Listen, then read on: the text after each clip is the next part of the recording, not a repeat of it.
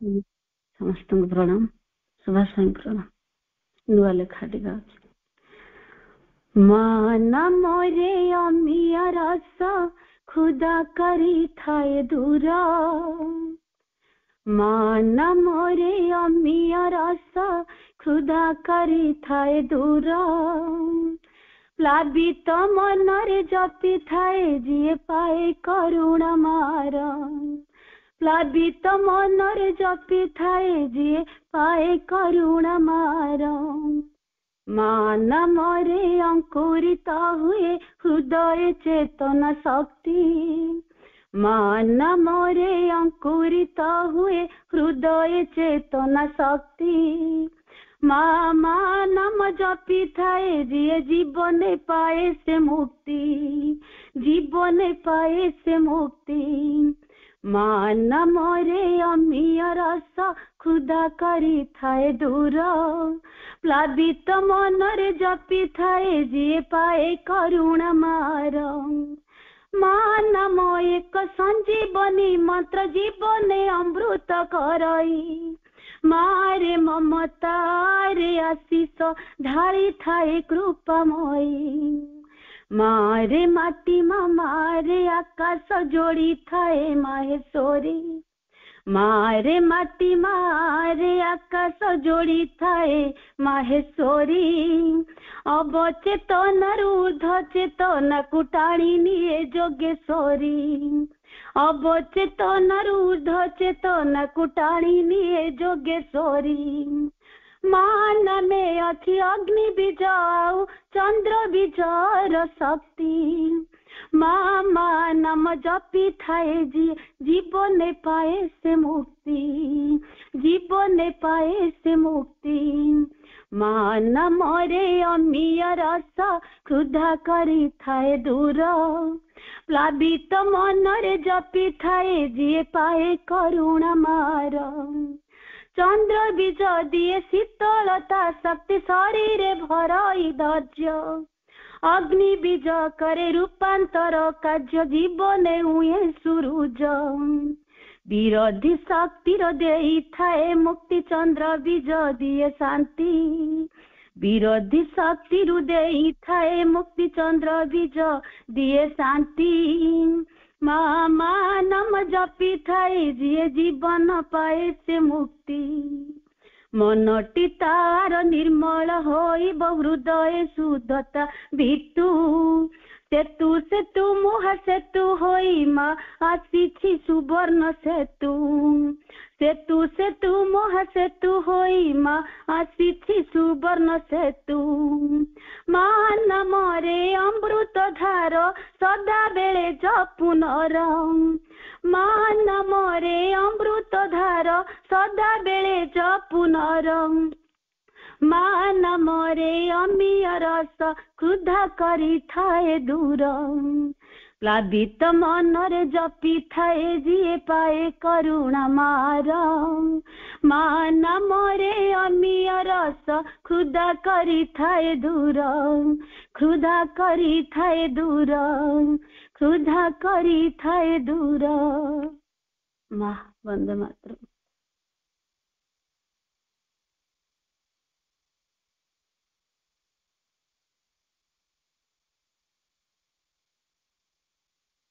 धन्यवाद अपा सुंदर निवेदन।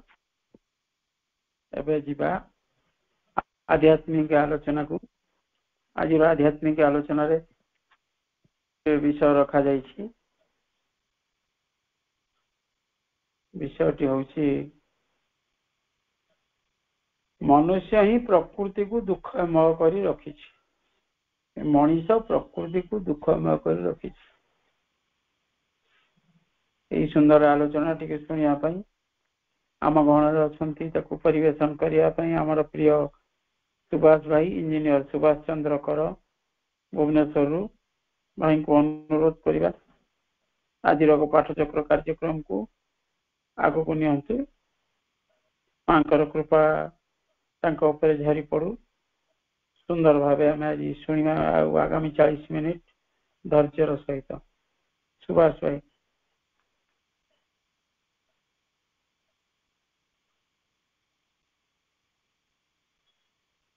सुभाष भाई जॉइन करना कि परम प्रभु श्री अरविंद दिव्य जननी श्री मां उपस्थित समस्त दिव्यात्मा मानक प्रणाम। आज एक सुंदर आलोच्य विषय वस्तु अच्छी जो विषय वस्तुटी हूँ मनुष्य ही प्रकृति को दुखमय कर रखी। It is man who has rendered nature sorrowful।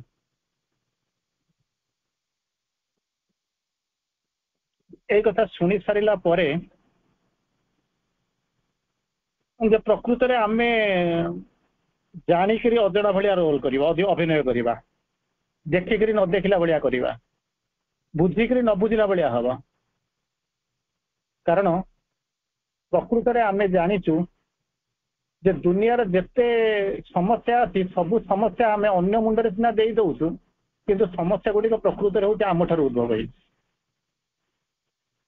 ଏ ଯୋଉ ଟପିକଟି ଦିଆ ହେଇଛି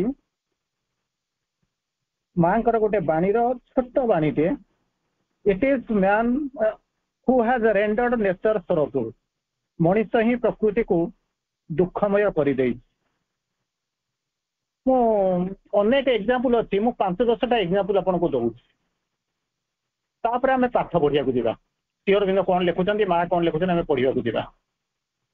କିନ୍ତୁ ଅନ୍ତତଃ ମୁଁ ଆପଣଙ୍କୁ 5-10ଟା ଏକ୍ସାମ୍ପଲ ଦେବି ଯୋଉଥିରୁ ଆପଣ ଜାଣିନେବେ ଯେ ପ୍ରକୃତିକୁ ଆମେ ଦୁଃଖମୟ କରିଛୁ ଆଉ ତାର ଦ୍ୱାରା ଆମେ ପ୍ରପୀଡ଼ିତ ହଉଛୁ, ଭୋଗୁଛୁ, ଆମେ ଦୋଷ ଦେଇ ଦଉଛୁ ଅନ୍ୟମାନଙ୍କୁ। ଆପଣଙ୍କ ଆଗରେ ନିକଟରେ ଏବେ ଦେଖିଥିବ, ଆପଣ ଏବେ ଦେଖୁଛନ୍ତି ୱେନାଡର ଯୋଉ ଭୂସ୍ଖଳନ ହେଲା, ଏବେ ଦେଖିଛନ୍ତି ହିମାଚଳ ପ୍ରଦେଶର ଅବସ୍ଥା ଆପଣ ନିଜେ ଦେଖୁଛନ୍ତି, ତାକୁ ଦେଖୁଛନ୍ତି। ତେଣୁ ମୁଁ ସେଇଭଳିଆ କେତେ ଗୁଡ଼ିଏ ଏକ୍ସାମ୍ପଲ ଆପଣଙ୍କୁ ଦଉଛି ଯୋଉଠି ଜାଣିବେ। ଏବେ ଆମ ଘର ପାଖରେ ଗୋଟେ ପାର୍କ ଅଛି, ବୁଦ୍ଧ ପାର୍କ। ଆପଣ ମାନେ ଆସିଥିବେ, ଦେଖିଥିବେ, ତାକୁ ଅନୁଭବ କରିଥିବେ। ବୁଦ୍ଧ ପାର୍କରେ ସନ୍ଧ୍ୟା ବେଳକୁ ରାତି 9ଟା ପର୍ଯ୍ୟନ୍ତ, ଅଲମୋଷ୍ଟ ସକାଳୁ ସନ୍ଧ୍ୟା ପର୍ଯ୍ୟନ୍ତ ରାତି 8ଟା-9ଟା ପର୍ଯ୍ୟନ୍ତ ଖୋଲା ରହିଯାଏ। ହଠାତ୍ ଗୋଟେ ଦିନ ଦେଖାଗଲା ଗୋଟେ ଛୋଟିଆ କିନ୍ତୁ ଆମ ପାଇଁ ଛୋଟ କିନ୍ତୁ ପ୍ରକୃତରେ ସେ ବଡ ଗୋଟେ ଗୋଖର ସାପଟାଏ ଆସିକିରି ପାଇଥନଟା ସେ କଣ କରିছে ଆସିକିରି ସେ ଇଏ ଭିତରେ ବୁଲିବା ଆରମ୍ଭ କଲା। ବଗିଚା ମାନେ ଆମର ପାର୍କ ଭିତରେ ଲୋକ ବୁଲୁଛନ୍ତି, ସନ୍ଧ୍ୟା ପରେ ପରେ ଆସିକିରି ବୁଲିବା ଆରମ୍ଭ କଲା। ଅବଶ୍ୟ ଏତିକି ଦେଖାଯାଇପାରେ ତାର ସେଟା ହଉଛି ଛୁଆଟା, ତାର ଆଖି ବିଶେଷ ଖୋଲି ନଥିଲା। କିନ୍ତୁ କହିବା କଥା ତାକୁ ଧରି ନେଲେ, ତାକୁ ନେଇକରି ଯୋଉଠିକି ହ୍ୟାଣ୍ଡ ଓଭର କରିଦେବା କଥା କରିଦେଲେ, ସବୁ ଠିକ ଅଛି, କିଛି ଅସୁବିଧା ନାହିଁ। କହିବା କଥା ଯେ ଦୋଷଟା କାହାର ଚିନ୍ତା କରି ଦେଖନ୍ତୁ। ସାପଟା ମନେ କରନ୍ତୁ ଗାତରେ ରହିବ, ସେଥିରେ ସୁନ୍ଦର ରହୁଛି, ତାର ମଧ୍ୟ ସ୍ୱାଧୀନତା ଅଛି, ବୁଲିବାର ଖେଳିବାର ମଧ୍ୟ ସ୍ୱାଧୀନତା ଅଛି। କିନ୍ତୁ ଆମେ କଣ କରିଛୁ, ତାର ବୁଲିବା ବାଟରେ ଆମେ ତାକୁ ନିଜେ ଗୋଟେ ରେଜିଷ୍ଟାନ୍ସ ହେଇକିରି ଠିଆ ହେଇଛୁ, ବିରୋଧ ହେଇକିରି ଠିଆ ହେଇଛୁ। ସେମିତି ସିଏ ଯୋଉ ରାସ୍ତାରେ ବୁଲିବା ଆମେ ସେ ରାସ୍ତାରେ ବୁଲୁଛୁ। ତାର ଯୋଉ ଗାତ ଥିଲା, ସେ ଯାହା ଭିତରେ ସେ ରହୁଥିଲା, ଆମେ ତାକୁ ବନ୍ଦ କରିଦେଇକି ରାସ୍ତା ତିଆରି କରିଦେଇଛୁ, ପାର୍କ ତିଆରି କରୁଛୁ, ସିନେମା ସୁଟିଂ କରୁଛୁ, ଦିନ ରାତି ମାନେ ସବୁ ବୁଲୁଛନ୍ତି। ତେଣୁ ଏଥିପାଇଁ ବର୍ତ୍ତମାନ ଯଦି ଆମେ କହୁଛୁ କଣ ନା ଆମେ ବୁଲାବୁଲି କରୁଛୁ, ସାପଟା ଏଠାକୁ ହଠାତ୍ ଚାଲି ଆସିଲା, ସେଥିପାଇଁ ଦାୟୀ କିଏ? ପ୍ରକୃତିରେ କୁହନ୍ତୁନି, ସାପଟାର ବୁଲିବା ପାଇଁ ଆମେ ବନ୍ଦ କରିଦେଇଛୁ, ସେ ଯେତେବେଳେ ଆସିଲା ବେଳକୁ ତା ରାସ୍ତାକୁ ଆମେ ବନ୍ଦ କରିଛୁ ନା ଆମ ପାଖକୁ ସିଏ ଆସୁଛି? ପ୍ରଥମ କଥା। ଦ୍ୱିତୀୟ କଥା, କିଛି ଦିନ ପୂର୍ବରୁ ଆପଣ ତ ବାରମ୍ବାର ଗୋଟେ ଦେଖୁଛନ୍ତି, ମେନଲି ଆପଣ ଯେତେବେଳେ ରହୁଛନ୍ତି ଆଠଗଡ଼ରେ ରହୁଛନ୍ତି, ସେତେବେଳେ ଦେଖୁଥିବେ ହାତୀ କଥା ତ ଆପଣ ଦେଖୁଛନ୍ତି। ହାତୀ ତା ବାଟ ଦେଇକିରି ପାଣି ପିଇବାକୁ ଯିବ କୋଉଠିକି, ନଈକି ଯିବ, ସେଥିରେ କିଛି ଅସୁବିଧା ନାହିଁ, ତା ଟାଇମରେ ତାକୁ ଶୋଷ ହବ, ସେ ଯିବ। କିନ୍ତୁ ଆମେ କଣ କରିଛୁ, ରାସ୍ତା ତିଆରି କରିଦେଇଛୁ, ତାକୁ ବନ୍ଦ କରିଦେଇଛୁ। ତେଣୁ ବର୍ତ୍ତମାନ ଯଦି ହାତୀ ଉପଦ୍ରବ କରୁଛି, ସେ ଯାଇପାରୁନି, ବା କୌଣସି ଜାଗାରେ ଆକ୍ସିଡେଣ୍ଟ ହଉଛି, ବା ଯଦି ଟ୍ରେନ ଚାଲୁଛି ହାତୀ ଯଦି ମରିଯାଉଛି, ତେଣୁ ଆମେ ପଚାରିବା ଏଥିରେ ହାତୀର ଭୁଲ, ହାତୀ ଆମ ବାଟକୁ ଆସିଲା ନା ଆମେ ତା ବାଟକୁ ବନ୍ଦ କରିଦେଇକରି ନିଜର ବେପାର କଲେ, ଟ୍ରେନ ଚଲେଇଲେ ବା ବସ୍ ଚାଲିଲା। ଆହୁରି ଗୋଟେ ଜିନିଷ, କିଛି ଦିନ ଯିବା ପୂର୍ବରୁ ଆପଣଙ୍କର ଏ ଫଟୋଟା ବହୁତ ଭାଇରାଲ ହେଇଥିଲା, ଦେଖିଥିବେ। ଏଠି ଯୋଉ ଚନ୍ଦକା ଜଙ୍ଗଲ ଅଛି, ତାର ଯୋଉ ୱାଲଟା ଅଛି, ତା ଉପରେ ଗୋଟେ ମହାବଳ ବାଘ ବୁଲୁଥିଲା। ସେ ଫଟୋଟା ବହୁତ ଭାଇରାଲ ହେଇଥିଲା, ଆପଣ ନିଶ୍ଚିତ ଭାବରେ ଶୁଣିଥିବେ ଦେଖିଥିବେ। କହିବା କଥା ହଉଛି ତାକୁ ଦେଖିକରି ନ୍ୟାଚୁରାଲି ଡର ଥିଲା, ସେ କାହାକୁ ବସି କିଛି କ୍ଷତି କରିନାହିଁ। ସମସ୍ତେ ଡରିଲେ, ଯିବା ଆସିବା ବନ୍ଦ ହେଇଗଲା, କମ୍ପ୍ଲେନ ହେଲା, ଇଆଡୁ ସିଆଡୁ ହେଲା। କହିବା କଥା ହଉଛି କଣ, ଏଟା ହଉଛି ଗୋଟେ ଅଭୟାରଣ୍ୟ, ସେଥିରେ ବାଘ ଭାଲୁ ବୁଲିବା କଥା, କିଛି ବଡ କଥା ନୁହେଁ। କିନ୍ତୁ ଆମେ କରିଛୁ କଣ, ସେମାନଙ୍କର ବାଟକୁ ବନ୍ଦ କରିଦେଇଛୁ, ତାଙ୍କ ଖାଇବାକୁ ସୀମିତ କରିଦେଇଛୁ, ତାଙ୍କ ସ୍ୱାଧୀନତାକୁ ବନ୍ଦ କରିଦେଇଛୁ। ତେଣୁ ସେମାନେ ଯେତେବେଳେ ବାହାରକୁ ପଳେଇ ଆସୁଛନ୍ତି ଆମେ ତାକୁ ପଚାରୁଛୁ କୋଉଠି କଣ ହେଲା, କାହିଁକି ହେଲା, ଏସବୁ ଜିନିଷ ଦେଖନ୍ତୁ। ଆହୁରି କିଛି ଏକ୍ସାମ୍ପଲ ଦଉଛି, ଆହୁରି କଣ କିଛି ଏକ୍ସାମ୍ପଲ ଦଉଛି। ମନେକର ଗୋଟେ ଜିନିଷ ହେଇଛି, ଆପଣ କହିବେ କଣ ନା ପ୍ରକୃତିର ତାଣ୍ଡବ ହେଲା, ତାଡନା ହେଲା। କେମିତି କଣ ତାଣ୍ଡବ ହେଲା, ତାଡନା ହେଲା? ହଠାତ୍ ଦେଖିବେ ବମ୍ବେରେ କୋଉଠି ବିଲ୍ଡିଂ ଗୁଡା କୋଲାପ୍ସ କରିଯାଉଛି, ଏମିତି ଭୁବନେଶ୍ୱର ଚାରିଆଡେ ଦେଖୁଛି ବିଲ୍ଡିଂ ଗୁଡା କୋଲାପ୍ସ କରିଯାଉଛି। ବିଲ୍ଡର ତିଆରି କରିଛନ୍ତି, ବିକି ଦେଇଛନ୍ତି, କୋଲାପ୍ସ କରୁଛି। କାହିଁକି ଆପଣଙ୍କର ଚିନ୍ତା କରନ୍ତୁ, ଦାୟୀ କିଏ? ସେ ବିଲ୍ଡର କିଛି ଅସୁବିଧା ନାହିଁ, ସିଏ ତାର ତିଆରି କରିଦେଲା, ବିକିଦେଲା, ଆପଣ କିଣିଦେଲେ। କେବେ ତାକୁ ପଚାରିଛନ୍ତି, କେବେ ତାକୁ ପଚାରିଛନ୍ତି ୟାର ସଏଲ ଟେଷ୍ଟ କରିଛନ୍ତି କି ନାହିଁ, ତାର କାପାସିଟି ଟେଷ୍ଟ କରିଛନ୍ତି କି ନାହିଁ? ତାମାନେ କାପାସିଟି ଟେଷ୍ଟ, ସଏଲ ଟେଷ୍ଟ କରିବାର ମାନେ ଉଦ୍ଦେଶ୍ୟ ହଉଛି କଣ, ୟାର ବିୟରିଂ କାପାସିଟି କେତେ, କେବେ ଚିନ୍ତା କରିଛନ୍ତି? ୟାର ବିୟରିଂ କାପାସିଟିଟା କେତେ, କେତେ ଓଜନ ସେ କେତେ ଲୋଡ ନେଇପାରିବ? ତାର ଅଛି କଣ ନା ତଳକୁ ତଳ ଭୂମିର ମାଟିର ସବୁ ବିଭିନ୍ନ ପ୍ରକାର ସ୍ତର ଥାଏ, କୋଉଠି ଷ୍ଟ୍ରଙ୍ଗ ସ୍ତର ରହୁଛି, କୋଉଠି ୱିକ୍ ସ୍ତର ରହୁଛି। ତେଣୁ ୱିକ୍ ସ୍ତରଟା ରହିଯାଇଛି କାହିଁ, ସେ ସମୟରେ ମାଟିଟା ଦବି ଯାଉଛି, ଆପଣ ଜାଣିପାରୁନାହାନ୍ତି, ଆପଣ ମାପି ନାହାନ୍ତି ଯେ ଏଟା କେତେ ଉଚ୍ଚ ଥିଲା, କେତେ ଦବି ଯାଇଛି। କିନ୍ତୁ ଯେତେବେଳେ ସେଇ ୱିକ୍ ସ୍ତର ଅଛି, ବିଭିନ୍ନ ଲେୟର ଭିତରେ ଗୋଟେ ୱିକ୍ ସ୍ତର ଅଛି, ତା ଉପରେ ଗୋଟେ 10 ତଲା କୋଠା ତିଆରି କରିଦେଉଛନ୍ତି, ମାପୁନାହାନ୍ତି, ତାର ସଏଲ ଟେଷ୍ଟ କରୁନାହାନ୍ତି। ସେ ଯଦି ଭାଙ୍ଗିଦେଲା ତାହେଲେ ଏଟା କଣ ମାଟିର ଦୋଷ, ନା ଯିଏ ତିଆରି କଲା ତାର ଦୋଷ, ନା ତାକୁ ଯିଏ କିଣିଲା ତାର ଦୋଷ, ନା ଯିଏ କମ୍ପ୍ଲେନ କରୁଛି ତାର ଦୋଷ? କଳ୍ପନା କରି ଦେଖନ୍ତୁ। ଆହୁରି କିଛି ଏକ୍ସାମ୍ପଲ ଦଉଛି, ଶୁଣନ୍ତୁ। ଗୋଟେ ସୁନ୍ଦର କାହାଣୀ ଥିଲା, ଆପଣ ଶୁଣିଥିବେ। ଗୋଟେ ଗରିବ ଲୋକଟେ ଯାଇ ଗୋଟେ ଗଛ ମୂଳେ ଯାଇକିରି ବସୁଛି। ଗଛ ମୂଳେ ସବୁଦିନ ଦୁଃଖ କରେ, ଗରିବ ଲୋକଟା, କିଛି ତ ନାହିଁ, ଖାଇବା ପିଇବା ପାଇଁ ନାହିଁ, ଘର ଅସୁବିଧା, ଘରେ ସ୍ତ୍ରୀ ପିଲା ଗାଳି ଦଉଛନ୍ତି, ରାଗୁଛନ୍ତି, ସେ ଯାଇକିରି ବସେ। ତେଣୁ ଏଇ କଥା ଦେଖି ଦେଖି ଦେଖି ତା ମନ ଦୁଃଖକୁ ଦେଖିକିରି ସେ ଯୋଉ ଗଛଟା ଯାହା ତଳେ ସେ ବସୁଥିଲା, ସେ ତାକୁ ଯାଇ ଦିନେ ପଚାରିଲା, କହିଲା ଆରେ କାହିଁକି ଦୁଃଖ କାହିଁ କରୁଛୁ, କଣ ଅସୁବିଧା ହେଇଛୁ, କାହିଁକି ଏମିତି କାହିଁ ମନ ଦୁଃଖ କରି ମୁହଁ ଶୁଖେଇକିରି କାହିଁ ବସିଛୁ? ସେ କହୁଛି ଭାଇ ମାନେ ଅବସ୍ଥା ତ ଏଇଆ, ଆଉ କଣ, ମୋର ତ ଘରେ ଖାଇବା ପିଇବା ପାଇଁ ନାହିଁ, ଇଏ ନାହିଁ ସେ ନାହିଁ, ତେଣୁ ଏମିତି ଅସୁବିଧା ହଉଛି, ପିଲା ପାଠ ପଢି ପାରୁନି, ସ୍ତ୍ରୀର ପୋଷାକ ତାକୁ ମୁଁ ଶାଢୀ ଖଣ୍ଡେ କିଣି ଦେଇ ପାରୁନି, ଘରେ ତ ଖାଇବାକୁ ନାହିଁ, ତେଣୁ ଆସି ବୁଲୁଛି, ଏଠି ଦୁଃଖ କରୁଛି। ଆଉ ବାଇ ଦ ୱେ ସେ ଗଛଟା ଦୟା ପରବଶ ହେଲା। ସେ ଲୋକଟାକୁ କହିଲା ମୁଁ ତତେ ସାହାଯ୍ୟ କରିବି, ତୋର ଦୁଃଖଟା ମୁଁ କିଛି କିଛି ମେଣ୍ଟେଇ ଦେବି। ନା କଣ, କେମିତି ମେଣ୍ଟେଇ ଦେବୁ? ଈଶ୍ୱର କହିଲା ତୋ ପାଖରେ ତ ଟଙ୍କା ନାହିଁ, କିଛି ନାହିଁ। କହିଲା ଆରେ ମୋ ପାଖରେ ସିନା ଟଙ୍କା ନାହିଁ, କିନ୍ତୁ ମୁଁ ତତେ ସହାୟତା କରିଦେବି। ନା କେମିତି କଣ ସହାୟତା କରିବି ମତେ କହ? ସେ ସେଠୁ କହିଲା ତୁ ଗୋଟେ କାମ କର, ପ୍ରତିଦିନ ଆସିବୁ, ଖଣ୍ଡେ ଡାଳ ନେଇଯିବୁ, ଭାବନ୍ତୁ ଖଣ୍ଡେ ଡାଳ କାଟିକରି ନେଇଯିବୁ, ତାକୁ ନେଇକରି ବିକ୍ରି କରିଦେବୁ, 2 ପଇସା ହବ, ଯାହା 2 ପଇସା ହବ ତତେ ଆରାମରେ ଖାଇବୁ। ଆଉ ତାର ସେ ଯିଏ କହିଲା ସେ ହଉଛି ଗୋଟେ ଚନ୍ଦନ ଗଛ। ଚିନ୍ତା କରନ୍ତୁ, ଚନ୍ଦନ ଗଛ କାଠଟାକୁ ନେଇକରି ବିକିଦେବୁ, ଖଣ୍ଡେ ବେଶୀ ନବୁନି, ଖଣ୍ଡେ ନବୁ, ତୋର ଯେତିକି ଦରକାର ହବ, ପୁଣି ଯଦି ଦରକାର ହବ ଦେଖିବା। ଇଏ ସବୁ ନେଇକି ଦେଖିଲା, ଜୀବନରେ ତ କେବେ ଚନ୍ଦନ କାଠ ନେଇକରି କଣ ସେ ବିକ୍ରି ହୁଏ, କେତେ ପଇସା ଜାଣିନଥିଲା। ଯେତେବେଳେ ଚନ୍ଦନ କାଠ ଖଣ୍ଡ ନେଇକରି ଗଲା, ମାର୍କେଟରେ ବହୁତ ଡିମାଣ୍ଡ ହବା ଆରମ୍ଭ କଲା। ସେଠୁ କଣ କଲା ନା ତାକୁ ନେଇକରି ଆସିକରି ପହଞ୍ଚିଲା, ତାର ମାନେ କଣ କଲା, ମାନେ ଇଏ ହେଇଗଲା, ବହୁତ ପଇସା ମିଳିବା ଆରମ୍ଭ କଲା। ସେଠୁ ତାପରେ ଏମିତି ଲୋଭ ହେଇଗଲା, ସେ ତାର ଆବଶ୍ୟକ, ତାକୁ ଗଛ କହିଥିଲା ତୋର ଯେତେବେଳେ ଦରକାର ହବ, ଅତି ଆବଶ୍ୟକ ହବ, ସେତେବେଳେ ଆସିବୁ, ଖଣ୍ଡେ ଗଛ କାଟିକି ମତେ କହିବୁ, କାଟିକିରି ଖଣ୍ଡେ ନବୁ। ଇଏ ତାର କଣ କଲା, ଏତେ ଲୋଭ ହେଇଗଲା ଯେ ଡେଲି ଗଛ କାଟିବା ଆରମ୍ଭ କଲା, ଡେଲି ଡାଳ କାଟିବା ଆରମ୍ଭ କଲା। କିଛି ଦିନ ଗଲା ପରେ ଦେଖାଗଲା ଲୋଭ, ଲୋଭ ପାପସ୍ୟ କାରଣମ୍। ତେଣୁ ସେ କଣ କଲା, ଏମିତି ଏକ ସମୟ ଆସିକରି ପହଞ୍ଚିଲା, ଏଡ଼ିକେ ଟିକେ ଟିକେ କାଠ ତାକୁ କହିଥିଲା ନବା ପାଇଁ, ସେ ବଡ ବଡ ଗଡ ଗଟେ କାଟିକରି ନେଲା। ଏମିତି ଏକ ଅବସ୍ଥା ଆସି ପହଞ୍ଚିଲା, ଆଉ ସେ ଗଛ ନାହିଁ, ପତ୍ର ନାହିଁ, ଡାଳ ନାହିଁ, ତାର ଯୋଉ ଗଣ୍ଡିଟା ସିଏ ବି ନାହିଁ, ସବୁ ଯାକ କାଟି ନେଇ ଚାଲିଗଲା। ବର୍ତ୍ତମାନ ମାନେ ଗଛଟା ବସିକରି ଭାବୁଛି ଯେ ମଣିଷ କେତେ ସ୍ୱାର୍ଥପର। ଏଇଭଳିଆ ହେଇକିରି ସେ ବସିକରି ଭାବୁଛି। ତାପରେ ଏଇ ଯୋଉ ଲୋକଟା ଥିଲା ସେ କଣ କରୁଛି, ଆସିକରି ପହଞ୍ଚିଛି, କାରଣ ତାର ତ ଲୋଭ ଅଛି, ଗଛ ଡାଳ କାଟିକରି ନେଇକରି ବିକିବ, ଧନୀ ହବ। ସେଥିରେ ବଞ୍ଚିବା ପାଇଁ ନୁହେଁ, ଧୀରେ ଧୀରେ ଧୀରେ ଧୀରେ ଗଛ କାଟି ଦେଇକରି ବହୁତ ବଡ ଧନୀ ହେଇଗଲାଣି। ସେତେବେଳେ କଣ କରୁଛି, ଆସିକରି ପହଞ୍ଚିଲା, ତଥାପି ଗଛଟା କଣ କରୁଛି, ତାକୁ ଦୟା ପରବଶ ହେଇକି ପଚାରୁଛି ଆରେ ପୁଣି କାହିଁକି ଆସିଛୁ ମନ ଦୁଃଖ କରିବା ପାଇଁ, ତୁ ତ ପଇସା ହେଇଗଲା, ଇଏ ହେଲା ସେ ହେଲା ସବୁ ଦାମ। କିନ୍ତୁ ଗଛଟା ଦୁଃଖ କରୁନି ଯେ ମତେ କାଟିକରି ସେ ବିକିଦେଲା ବୋଲି ତାକୁ ଦୁଃଖ କରୁନାହିଁ। କିନ୍ତୁ ତାକୁ ପଚାରୁଛି ଆଉ ଦୁଃଖ କଣ? କହିଲା ତଥାପି ଆଉ ମୋର ଆଉ ଟିକେ ଥିଲା। ନା କଣ? ନା ତୁ ଯଦି ମତେ ପରମିସନ ଦିଅନ୍ତୁ, ତୋର ତ ଗଛ ନାହିଁ, ସେ ଗଛଟା ବି କହୁଛି ମୋର ତ ଡାଳ ନେଇଗଲୁ, ପତ୍ର ନେଇଗଲୁ, ଶାଖା ନେଇଗଲୁ, ଗଣ୍ଡିଟା ଥିଲା ତାକୁ ନେଇଗଲୁ, ଆଉ ତ କିଛି ଦବାରେ ନାହିଁ। କହିଲା ନାଇଁ ଆହୁରି ଖଣ୍ଡେ ଅଛି, ତୁ ଯଦି କହିବୁ ମୁଁ ତତେ କାଟିକି ନେଇଯିବି। ନା କଣ? ନା ତ ଯୋଉ ଚେର ସହିତ ଯୋଉ ମୂଳଟା ନାହିଁ ସେଇଟାକୁ କାଟିଦେବି। ସେତିକି ବେଳେ ଗଛଟା ଅନ୍ୟ କିଏ ହେଇଥିଲେ କଣ କହିଥାନ୍ତା ମୁଁ ଜାଣିନାହିଁ। ପ୍ରକୃତିର ଯୋଉ ମାନେ ଶ୍ରେଷ୍ଠ ଉପାଦାନ, ୱାନ୍ ଅଫ୍ ଦ ଶ୍ରେଷ୍ଠ ଉପାଦାନ, ସେ ହସି ହସିକରି କହୁଛି ଯଦି ସେଥିରେ ତୋର ମନ ଶାନ୍ତି ହବ ତାହେଲେ ତାକୁ ବି କାଟିକରି ନେଇ। ଚିନ୍ତା କରି ଦେଖନ୍ତୁ, ଏତେ ସ୍ୱାର୍ଥପର ଦୁନିଆରେ କେହି ହବ ନାହିଁ। ଗଛର ତଳେ ଡାଳ ଖାଉଥିବ, କେତେବେଳେ ହାତୀ ତଳେ ଗଛ ଡାଳ ମୋଡିକିରି ଖାଉଥିବ, ସେ ସବୁ ଯାକ ଖାଏନି, କୋଉଠୁ ଖଣ୍ଡେ ଖାଇଦେଇକି ଚାଲିଯିବ, ନହେଲେ ଇଏ କରିଯିବ। କିନ୍ତୁ ମଣିଷ ହଉଛି ଏମିତି ଯିବ, ସେ ଶେଷରେ ଚେରମୂଳ ମଧ୍ୟ ଚାଲିଗଲା ପର୍ଯ୍ୟନ୍ତ ସେ କାଟିକରି ଖାଉଥିବ। ମୁଁ ଆଉ କିଛି ଏକ୍ସାମ୍ପଲ ଦେବି, କିନ୍ତୁ ବର୍ତ୍ତମାନ କିଛି ପାଠ ପଢିବା, ତାପରେ ଆମେ ଯିବା। ଶ୍ରୀଅରବିନ୍ଦ ମାଙ୍କର କଣ କହୁଛନ୍ତି ନେଚର ଉପରେ, କାହିଁକି ସେ ସରଫୁଲ ବୋଲି କହୁଛନ୍ତି, କାହିଁକି ସମସ୍ୟା ହଉଛନ୍ତି, ମୁଁ ଆପଣଙ୍କ କିଛି ଆଲୋଚନା କରିବି, ତାପରେ ପରେ ପୁଣି କିଛି ଏକ୍ସାମ୍ପଲ ଦେବି।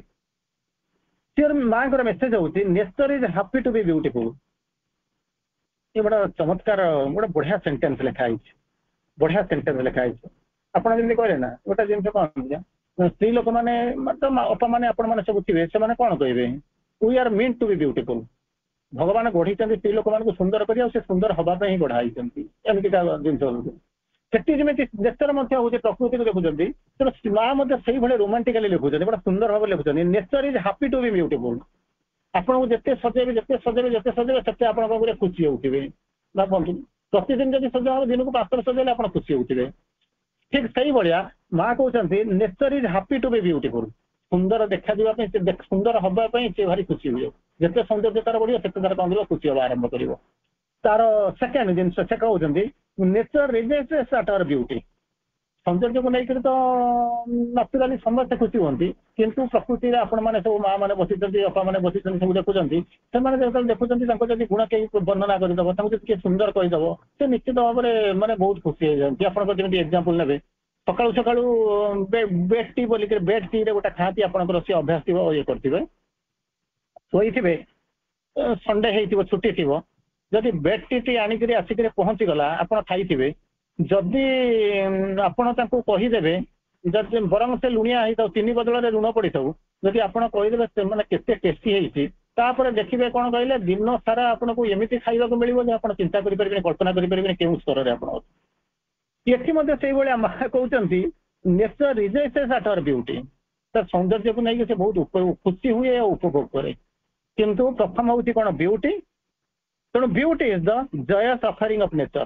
तेणु जो कहते सी जो सुंदर दब कौन से पृथ्वी को दब कौन अन्य मान को दब कौन तो पाखे सौंदर्य अच्छी से दब ये सब जिन बोधे बुझा पड़ोनी आप बुझे एक बुद्धि करुवे कौन अच्छी ना मो पाखे जहाँ अच्छी मुझे पारि आ खुशी देवी जमी कहे ना जहाँटा दौर बर कौन हो माँ हाथ बढ़ा तुच्छा भात थाली लाग सुआद अमृत टू भली या शुणी थे। तेणु कौन कौन जोटा दौच जब खुशी दब सी पखाड़ भात आपन को बिरियानी ठारू भल लगे पलौ ठारू आहरी भल लगे।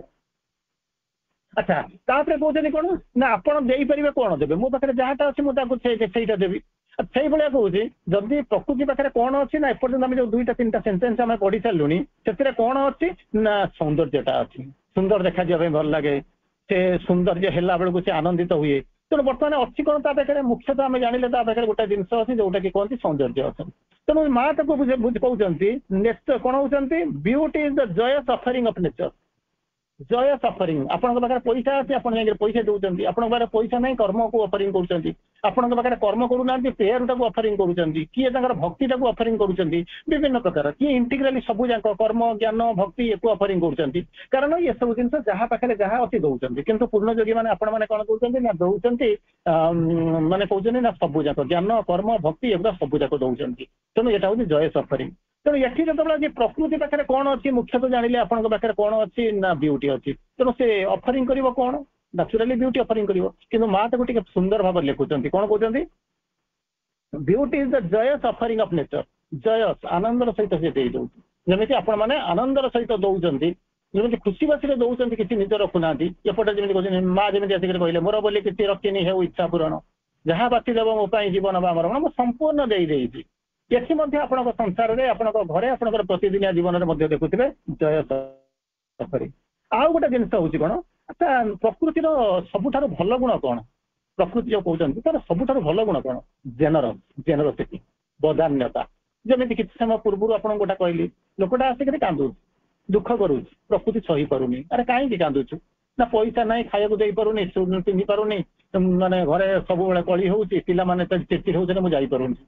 तेणु से कौन कहला बदान्य ने खंडे काठ काटी नहीं जा नहीं बिकी देव बिकी देखिए कितने करने पड़ो काठटा काटिदेव नहीं देदेबू ଫୁଲଟାକୁ ନବୁ ବିକ୍ରି କରିଦେବୁ, ଫଳଟାକୁ ନବୁ ଖାଇବୁ, ସେ ସବୁ କଣ ହଉଛି। ସେଇଥିପାଇଁ କହୁଛନ୍ତି ନେଚରର ସବୁଠାରୁ ବଡ ଗିଫ୍ଟଟା ହଉଛି କଣ ନା ସ୍ପଣ୍ଟାନିୟସଲି ଜେନରସ୍। ଆପଣଙ୍କୁ ଆମେ ଯେମିତି ଜେନରସ୍ କଣ ହଉଛି ମାଗି ମାଗିକିରି ମାନେ ଥକି ପଡୁଛୁ, ତାପରେ ସେ ଆମକୁ କିଛି ଦବା ଆରମ୍ଭ କରୁଛି। ଯେମିତି କହିଲେ ନା ନ ମାଗିଲେ ପିଲାକୁ ମା କ୍ଷୀର ଦଉନି, ଏକଥା ମଧ୍ୟ ଖାଇବାକୁ ଦଉନି, ଏ ଶବ୍ଦ ସହିତ ଆପଣ ମାନେ ପରିଚିତ ଥିବେ।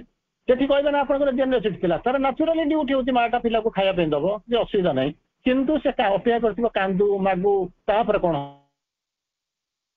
କିନ୍ତୁ ନେଚର ହଉଛି ଅଲଗା ପ୍ରକାର। ନେଚର ହଉଛି କଣ ନା ସ୍ପଣ୍ଟାନିୟସଲି ଜେନରସ୍, ସ୍ୱତଃସ୍ଫୂର୍ତ୍ତ ଭାବରେ। ସେ ଆକୁ ତାକୁ ମାଗିବା ଦରକାର ନାହିଁ। ଆପଣ ଯାଇକି ପହଞ୍ଚିବେ, ଗୋଟେ ଦେଖିବେ ସୁନ୍ଦର ଭାବରେ ଦେଖିବେ ଗୋଟେ ଆମ୍ବ ଗଛରେ ଉପରେ ଗୋଟେ ସୁନ୍ଦର ଆମ୍ବ ହେଇଛି, ଆପଣ ଚଢି ପାରୁନାହାନ୍ତି, ଏମିତି ଅଭିଜ୍ଞତା ଆପଣଙ୍କର ଥିବ। ଚଢିବା ଜାଣିନାହାନ୍ତି, ଟେକା ପକଉଛନ୍ତି, ତାକୁ ଢେଲା ମଧ୍ୟ ଆପଣଙ୍କର ପାଉନି କିମ୍ବା ତାକୁ ପାରୁନାହାନ୍ତି। ସେତେବେଳେ କଣ କରୁଥିବେ, ବସିକରି ଭାବୁଥିବେ ସତରେ ଏଇ ଗଛଟାର ଆମ୍ବ ମତେ କଣ ଦିଅନ୍ତା ନା ଖାଇବା ପାଇଁ। ଏଇ ସମୟରେ ହଠାତ୍ ଦେଖିବେ ପବନ ହବା ଆରମ୍ଭ କରିବ, ଡାଳ ଡେମ୍ଫ ଭାଙ୍ଗିକିରି ଆମ୍ବଟା ତଳକୁ ଖସି ପଡିବ, ଆପଣ ତାକୁ ଖାଉଥିବେ। ସ୍ପଣ୍ଟାନିୟସଲି ଜେନରସ୍ ଏଗୁଟା ମଣିଷ ପାଖରେ ମିଳେ ନାହିଁ, ପ୍ରକୃତି ପାଖରେ ମିଳେ। ତାର ପରବର୍ତ୍ତୀ ଅବସ୍ଥାରେ କହୁଛନ୍ତି ଆଉ ଗୋଟେ ଜିନିଷ ଅଛି, ତାକୁ କହନ୍ତି ମା ତାକୁ କହୁଛନ୍ତି ଆବଣ୍ଡାନ୍ସ। ଆବଣ୍ଡାନ୍ସ ମାନେ ପ୍ରାଚୁର୍ଯ୍ୟ, ବହୁତ ବହୁତ ପ୍ରାବଲ୍ୟ। କଣ କେମିତି କରିବା, nature all at once give to us generously and we କଣ ହଉଛନ୍ତି वी हैव द ଜୟ କଣ ହଉଛି ଆବଣ୍ଡାନ୍ସ। କେମିତି କଣ ମୁଁ ଆପଣଙ୍କୁ ହଉଛି କଣ ଗୋଟେ ସିଏ ଆପଣଙ୍କୁ ବଦାନ୍ୟ ଭାବରେ ସବୁ ଯାକ ଦେଇଦବ। ଆପଣଙ୍କର ବାପାଙ୍କ ସମ୍ପତ୍ତି ଆପଣ ପାଇବେ, ଏଥିରେ କିଛି ନୂଆ ଜିନିଷ ନାହିଁ, ସେଥିରେ ଖୁସି ହୁଅନ୍ତି ନାହିଁ, ଖୁସି ହୁଅନ୍ତି ନାହିଁ। ଯଦି ମନେ କରନ୍ତୁ ଆପଣ ମାଗୁଛନ୍ତି ଟଙ୍କା, ବାପା ପଇସା ଦେଇ ଦଉଛି, ସେଥିରେ ବେଶୀ ଖୁସି ହୁଅନ୍ତି। ହଁ ବାପା ଧର୍ମ ଆଉ କଣ, ମତେ ନେଇକି ଯିବ, ତାର ବାପାର ଧର୍ମ ଛୁଟିରେ ନେବ ବୁଲିବା ପାଇଁ, ପୂଜା ପୋଷାକ ହେଲା ସିଏ ନେଇକରି ବୁଲେଇ ଆଣିବ, ସେଥିରେ ଆପଣ କିଛି ଖୁସି ହୁଅନ୍ତି ନାହିଁ। କିନ୍ତୁ ଖୁସି ହୁଅନ୍ତି କେତେବେଳେ ନା ଆପଣ ମାଗିଲେ ସେ ପୂରଣ କରନ୍ତି। ସ୍କୁଲର ଦରମା ଦେବେ, ଗାଡିଟାଏ କିଣିବେ, କଣ କରିବେ, ସେତେବେଳେ ସେ ଦବ, କିଛି ଅସୁବିଧା ବାପା ଦେବେ, ତାଙ୍କର କିଛି ଅସୁବିଧା ସେ ତମରି ପାଇଁ ରଖିଛନ୍ତି। କିନ୍ତୁ ଖୁସିଟା ଲାଗେ କେତେବେଳେ ନା ଜେନରସଲି ଯେତେବେଳେ ଦବା ଆରମ୍ଭ କରିବେ, ସ୍ପଣ୍ଟାନିୟସଲି ଦବା ଆରମ୍ଭ କରିବେ, ଯେତେବେଳେ ଆପଣ ଆଶା କରିନଥିବେ, ଭାବି ନଥିବେ, ମାଗି ନଥିବେ, ଏଇଭଳିଆ ଗୋଟେ ଅବସ୍ଥା ଭିତରେ ସେତେବେଳେ ଦବା ଆରମ୍ଭ କରିବେ, ସେତେବେଳେ କଣ କରିବ ନା ଆପଣଙ୍କୁ ଖୁସି ଲାଗେ। ସିଏ ତାକୁ କହୁଛନ୍ତି କଣ ନା ଆବଣ୍ଡାନ୍ସ ମାନେ ପ୍ରାବଲ୍ୟ, ପ୍ରାଚୁର୍ଯ୍ୟ ବୋଲି କହୁଛନ୍ତି। ତାକୁ ବର୍ଣ୍ଣନା କରୁଛନ୍ତି କଣ nature all at once give to us, all at once, ହଠାତ୍ ଆଣିକି ଆପଣଙ୍କ ପୁଳେ ଉଜାଡି ପକେଇବ। गिव ଟୁ ଅସ୍ ଜେନରସଲି, ବାଧ୍ୟବାଧକତା ନାହିଁ, ପୁରା ବଦାନ୍ୟ ହେଇକିରି ତାକୁ ଆପଣ ତାକୁ ଦେଇଦବ। ଯେତେବେଳେ ଆମେ ତାକୁ ଯେତେବେଳେ ଦେଇଦେଲା, ତାହେଲେ ଆମର କଣ ହବ, ଆମେ ତାକୁ ପାଇବୁ ନା ନାହିଁ, ନା ଆମେ ତାକୁ ଗୋଟିଏ ନେଇକରି ପଳେଇବୁ, ଏମିତି ତ ଆମେ ନୁହେଁ। ତେଣୁ ସେତେବେଳେ ଆମକୁ ପ୍ରଚୁର ପାଖରେ ଦଉଛି, ସେ ତାର ପ୍ରାଚୁର୍ଯ୍ୟ ଅଛି, ପ୍ରାବଲ୍ୟ ଅଛି, ସେତେବେଳେ ଆମକୁ ଦଉଛି, ଆମେ ତାକୁ ନେଇଯାଉଛୁ, ଆମର ଖୁସି ହଉଛି। ସେତେବେଳେ ମା କହୁଛନ୍ତି we have the joy of abundance. ଯେତେବେଳେ ସିଏ ଜେନେରାଲ୍ସରେ ଆମ ପାଖରେ ପୁଳାଏ ଖଣ୍ଡେ ଆଣି ଓଜାଡ଼ି ଦଉଛି, ସେତିକିବେଳେ ଆମେ ଯେତେବେଳେ ତାକୁ ସ୍ୱୀକାର କରୁଛୁ, ଗ୍ରହଣ କରୁଛୁ, ସେତିକିବେଳେ ଆମ ପାଖରେ ଯୋଉ ଆନନ୍ଦ ଆସୁଛି, ସେଇ ହଉଛି ପ୍ରାଚୁର୍ଯ୍ୟ, ସେଇ ହଉଛି ପ୍ରାବଲ୍ୟ, ସେଇ ହଉଛି ପ୍ରବଳ।